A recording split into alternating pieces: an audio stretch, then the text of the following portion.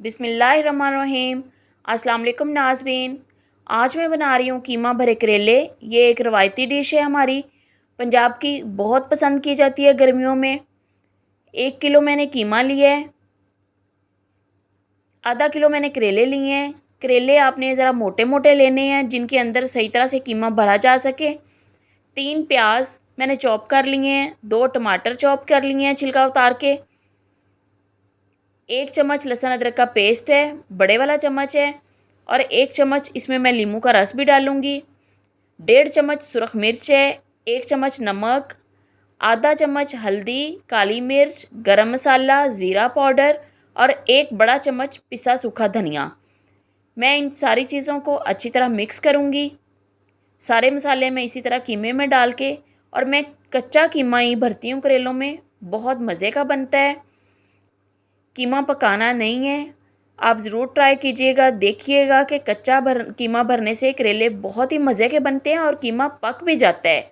ये नहीं है कि कीमा कच्चा रह जाता है या करेलों का टेस्ट नहीं सही आता, बल्कि इस तरह ज़्यादा मज़े के होते हैं कि करेले और कीमे का टेस्ट आपस में मिक्स हो जाता है।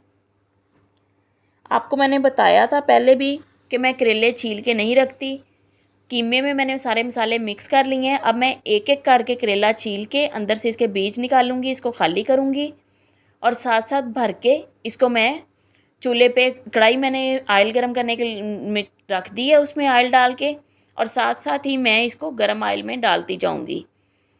क्योंकि करेले जब छील के रखते हैं फिर कड़वे होते हैं, ऐसे साथ साथ छील के साथ साथ ऑयल में डालते जाएं या घी में, तो वो कड़वे नहीं बनते।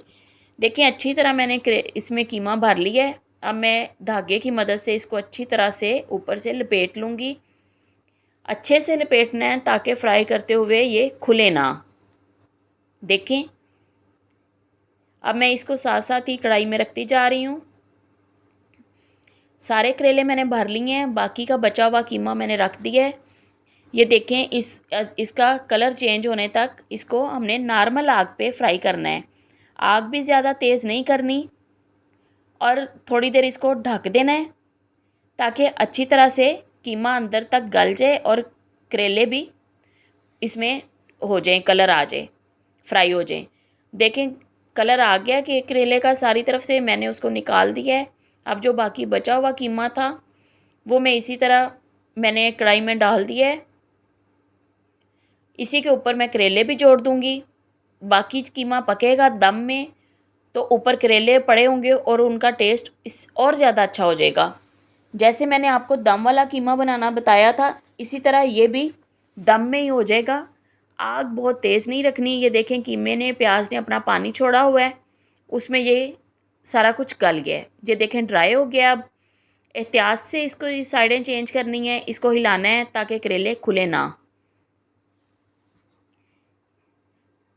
थोड़ी देर इसको मैं मज़ीद दम पे रख रही हूँ, अच्छी तरह पक जाएगा। ये देखें अब बिल्कुल तैयार हो गया है। मैं इसको अब डिश आउट करूँगी। सारे मसाले हमने इसके अंदर ही ऐड किए हुए हैं। इसको डिश आउट करके, ये तंदूर की रोटी के साथ बहुत मज़ा देता है। कीमा करेले इस तरह सालन घर की रोटी भी आप चाहें तो सर्व कर सकते हैं उसके साथ। आप ज़रूर ट्राई कीजिएगा, मुझे बताइएगा। इसके साथ मैंने लस्सी भी बनाई है। ये एक कंप्लीट डिश बन गई है। इसके साथ ही मुझे इजाज़त दें। अल्लाह हाफिज़।